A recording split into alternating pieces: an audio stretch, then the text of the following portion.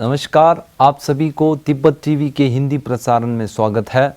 Tibet TV के साप्ताहिक हिंदी समाचार में हम दर्शकों को परम पावन दलाई लामा, वर्तमान तिब्बत की परिस्थिति, निर्वासन में तिब्बत तथा तिब्बत मुक्ति साधना के संदर्भ में वैश्विक कार्यक्रमों का जानकारी उपलब्ध कराते हैं।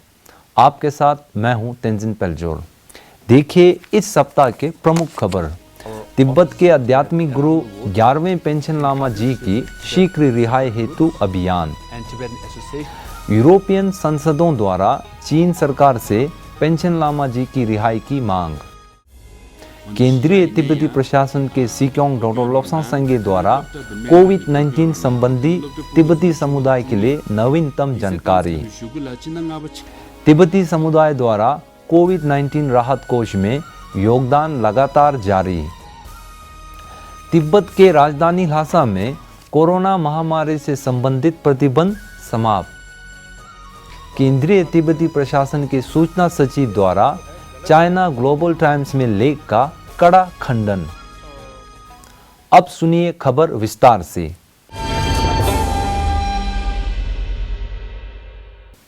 इसी 25 अप्रैल 2020 को 11वें पेंशन लामा गेंदुन शुकी नीमा का 31वां जन्मदिन है।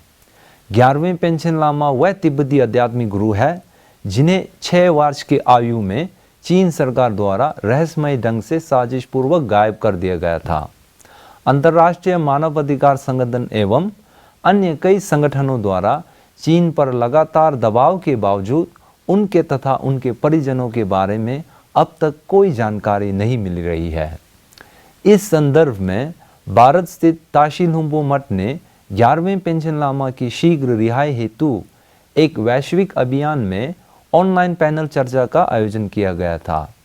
इस चर्चा में केंद्रीय तिब्बती प्रशासन के सिक्योंग डॉक्टर लोब्सांग संघे, ताशी लुम्बू मठ के मठाधीश जिक्यब रिम्पोचे, ह्यूमन राइट्स वॉच के चीन निदेशक सोफी रिचर्डसन, कनाडा संसद आरिफ वीरानी, अमेरिका के अंतर्राष्ट्रीय धार्मिक स्वतंत्रता आयोग के आयुक्त डॉक्टर तेंजिन दोरजी तथा इंटरनेशनल कैंपेन फॉर तिब्बत के अध्यक्ष मैथ्यू मैकेसी शामिल थे। अपने संबोधन में सिक्योंग डॉक्टर संघे ने कहा कि 11वें पेंशन लामा तिब्बती लोगों के पूजनीय आध्यात्मिक गुरु है। आज उनका 31वां जन्मदिन के साथ दुर्भाग्यवश उनका रहस्यमय ढंग से गायब होने की 25वीं वर्षगांठ भी है। उन्होंने कहा कि केंद्रीय तिब्बती प्रशासन, तिब्बत समर्थक समूह तथा तिब्बती संगठनों द्वारा संयुक्त राष्ट्र से अपीलों के बावजूद पेंशन लामा के बारे में अब तक कोई जानकारी नहीं मिली है। साथ ही उन्होंने 10वें पेंशन लामा को श्रद्धांजलि देते हुए कहा कि वह तिब्बत मुद्दा का सच्चा देशभक्त थे। 10वीं पेंशन लामा ने चीन सरकार की तिब्बत नीति को लेकर कठोर विरोध तथा आलोचना की थी।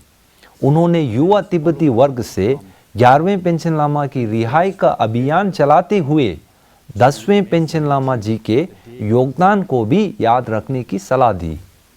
इसी प्रकार वाशिंगटन स्थित तिब्बत कार्यालय द्वारा चलाए जा रहे अभियान के तहत अमेरिका के टॉम लैंथोस मानवाधिकार आयोग के अध्यक्ष सांसद जिम मैकवन, अंतर्राष्ट्रीय धार्मिक स्वतंत्रता के राजदूत Samuel Brownback, human rights watch China के निदेशक सोफी रिचर्डसन तथा अमेरिका के अंतर्राष्ट्रीय धार्मिक स्वतंत्रता पर आयोग ने तिब्बत के प्रति समर्थन तथा 11वें पेंशन लामा की रिहाई की अपील की। ब्रसेल्स तिब्बत कार्यालय के समन्वय से यूरोपियन संसद के 32 सदस्यों ने 11वें पेंशन लामा की रिहाई हेतु एक अभियान शुरू किया है। उन्होंने यूरोपियन आयोग के विदेश मामले के प्रमुख श्री जोसेफ बोरेल को एक पत्र भेजकर चीन सरकार पर दबाव डालकर 11वें पेंशन लामा की बिना शर्त रिहाई की आग्रह किया है। उन्होंने कहा कि 11वें पेंशन लामा का रहस्यमय ढंग से गायब किया जाना चीनी अधिकारियों द्वारा तिब्बत में दमनकारी शासन का स्पष्ट प्रमाण है।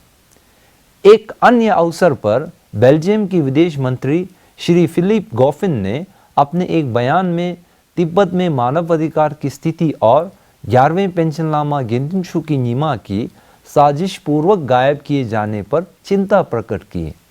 उन्होंने कहा कि पेंशन लामा का चयनित करने का अधिकार बिना कोई राजनीतिक हस्तक्षेप के तिब्बती धार्मिक संस्थाओं के पास रहना चाहिए।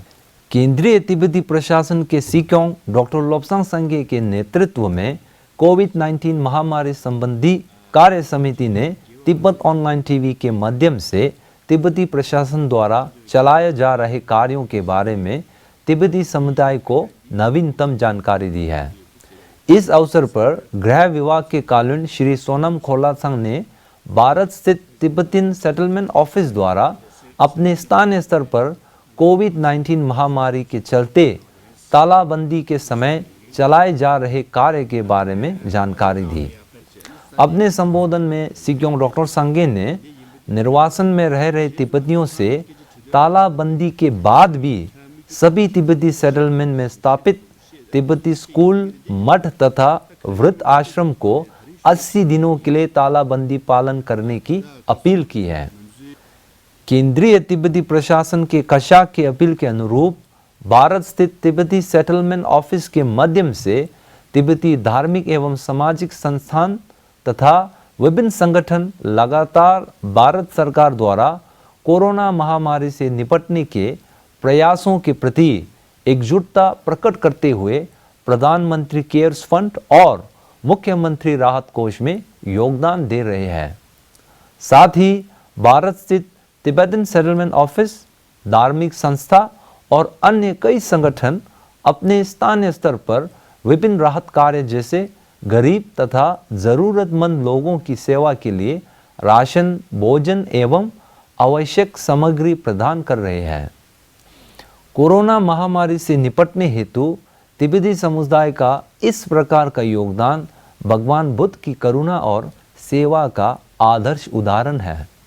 इसी प्रकार केंद्रीय तिब्बती प्रशासन भारत में रह रहे जरूरतमंद तिब्बतियों की सेवा में भी हर प्रकार सहयोग दे रहे हैं। रेडियो फ्री एशिया के सूत्रों के अनुसार चीनी अधिकारियों द्वारा तिब्बत के राजधानी ल्हासा में कोरोना महामारी से संबंधित प्रतिबंधों को हटाकर अब बाजारों को आम जनता के लिए सार्वजनिक रूप से दोबारा खोल दिया गया है। नए आदेश के अनुसार श्रद्धालुओं को केवल प्राचीन जोखांग मठ की बाहर से परिक्रमा करने की छूट दी गई है। हालांकि सूत्रों ने यह भी कहा है कि जोखांग मठ के साथ ही ल्हासा के प्रमुख धार्मिक स्थल जैसे ड्रेपुंग, सेरा, गांधिन और नुर्बुलिंखा को पूजा एवं दर्शन के लिए बंद रखा गया है। तिब्बत के राजधानी ल्हासा में स्कूल और विश्वविद्यालय को दोबारा खोल दिए गए हैं। इन तथ्यों से स्पष्ट है कि कोरोना महामारी संबंधी प्रतिबंध ल्हासा में अभी पूरी तरह समाप्त नहीं किए गए हैं। केंद्रीय तिब्बती प्रशासन के सूचना एवं अंतर्राष्ट्रीय संबंध विभाग के सचिव श्री छेवांग ग्याल्पो आर्या ने चीन के ग्लोबल टाइम्स में शान जिए और हु युवे द्वारा प्रकाशित लेख को बेबुनियाद और भ्रामक बताते हुए उसका खंडन किया है। लेख में दावा किया गया है कि भारत में असंतोषजनक चिकित्सा व्यवस्था से परेशान भारत के हिमाचल प्रदेश स्थित धर्मशाला में रह रहे निर्वासित तिब्बती लोग कोविड-19 महामारी से बचने के लिए तिब्बत लौटने को उत्सुक हैं। श्री छावांग ग्याल्पो आर्या ने बताया कि हिमाचल प्रदेश के कांगड़ा जिले में स्वास्थ्य सुविधाएं पूर्णतः संतोषजनक है।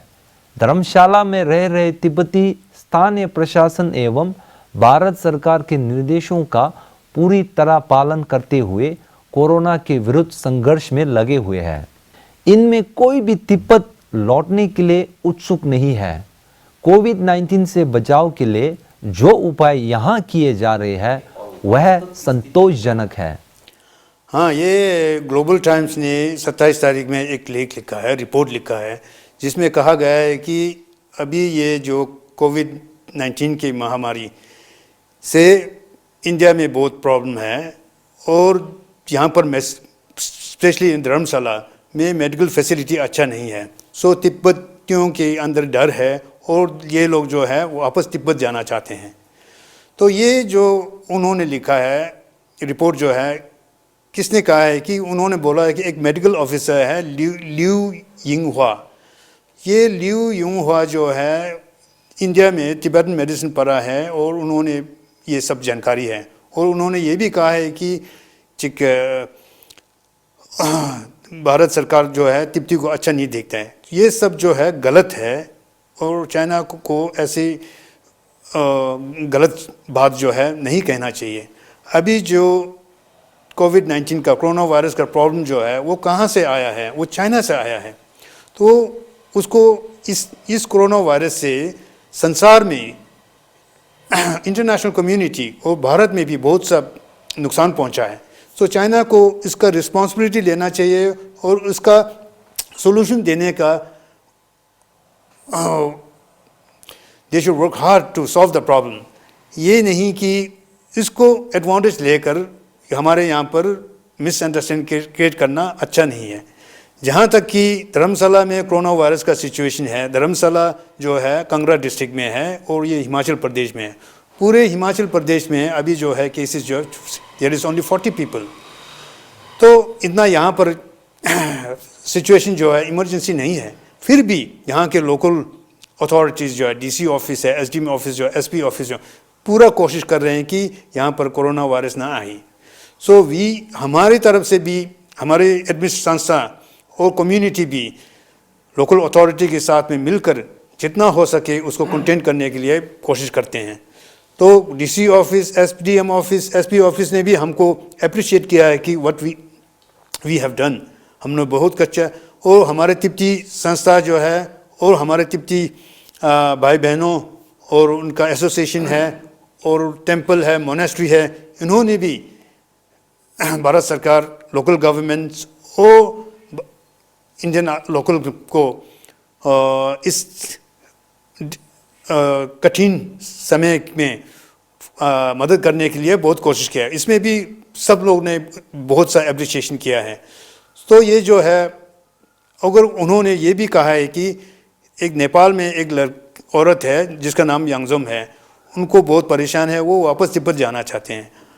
हमने नेपाल को हमारे सेटलमेंट ऑफिस से कहा है कि ये यांगजोम कौन है।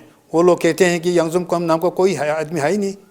और ये जो डॉक्टर लिू यिंगहुआ जो है, जिसने तिब्बती का मेडिसिन स्टडी किया है, बोला हमने यहाँ पर तिब्बतन मेडिकल इंस्टीट्यूट में पूछा है, उन्होंने कहा है कि यहाँ पर तो कोई ऐसा आदमी अटेंड नहीं किया हुआ है।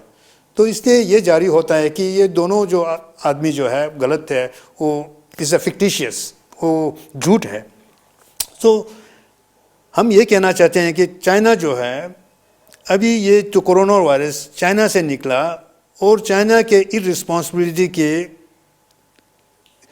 सारे देश में ये फैल गया, whole world is suffering, India में भी। तो ये चाइना जो ये इसमें इस मौके में गलत चीज़ डालना और मिसअंडरस्टैंडिंग क्रिएट करना, एडवांटेज लेने का कोशिश करना, ये छोड़कर उनको they should take the responsibility. और ये जो यहाँ पर जो समस्या है, प्रॉब्लम जो है, उसको सुलझाने के लिए कोशिश करना चाहिए। इसी के साथ आज का खबर यही समाप्त होते हैं। अगले हफ्ते हम फिर मिलेंगे। धन्यवाद।